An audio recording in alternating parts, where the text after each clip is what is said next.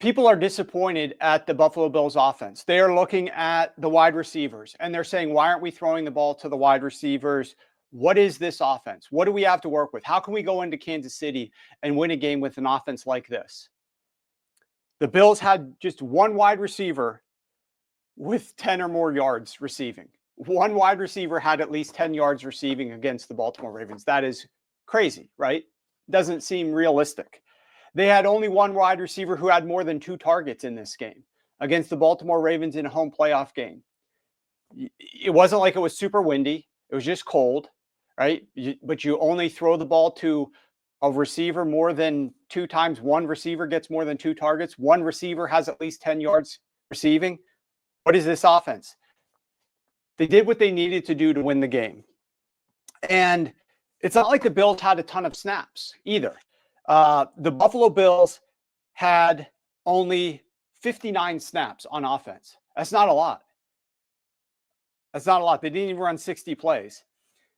The Ravens had the ball a lot during this game. The Ravens had 416 yards on offense. The Bills only had 273 yards on offense. So they might seem like it's counter to my point, but the point is the Baltimore Ravens were moving the ball. The Baltimore Ravens had their opportunities. This is why the Buffalo Bills had only 59 snaps. This is why the Bills offense was not throwing the ball a ton to the wide receivers. They were playing with a lead and they didn't have the ball very much. They had a lower play volume. So you're not going to have a ton of targets or passes to your wide receivers. In that case, when you're up by 11 points at halftime, you're not going to come out with a game plan that says we're going to throw the ball to our wide receivers. The Bills played the exact game plan that they needed to. They got a lead. They forced the Baltimore Ravens without their number 1 wide receiver to throw the ball to try to get back into the game. They did a great job. That's what 3 touchdowns in your first 4 drives will force a team to do. It was a perfect game plan. I was critical of the Buffalo Bills in their first playoff game in the wild card round against the Denver Broncos because they were keeping a much worse team in the game. They were running the ball. They were playing for third down. They were keeping a much worse team in the game. So I was critical of that. I was less critical about what the Buffalo Bills did in this game against the Baltimore Ravens.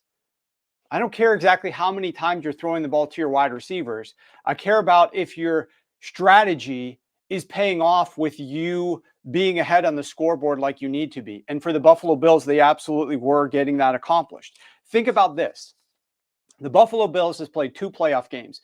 Denver Broncos, Baltimore Ravens. Denver was a clear top 5 defense this year. Clear top 5 in virtually every metric. They were number 1 in certain metrics. The Baltimore Ravens, since they moved Hamilton around, this was the number 1 defense. Like literally every single graphic that you would see popped up on all the different networks was showing once Baltimore made that change down the stretch, they were the number 1 defense.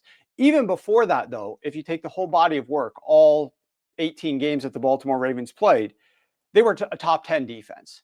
But especially down the stretch, they were the best defense in the NFL. So you're talking about the Buffalo Bills go up against 2 top 5 defenses in the Baltimore Ravens and the Denver Broncos. And look at the drive rate in the playoffs. This might blow your mind. Out of 14 teams, the Buffalo Bills ranked number 1 in points per drive at 3.4. Number 1 in score rate at 65%. Number 1 in plays per drive at 7.7. Number 1 in the lowest rate of 3 and outs at only 6%. Number 1 in turnover rate at 0%. Number 2 in rate of drives that reach goal to go or score before, which they did at 35% rate. So you can criticize the build. You can criticize their makeup.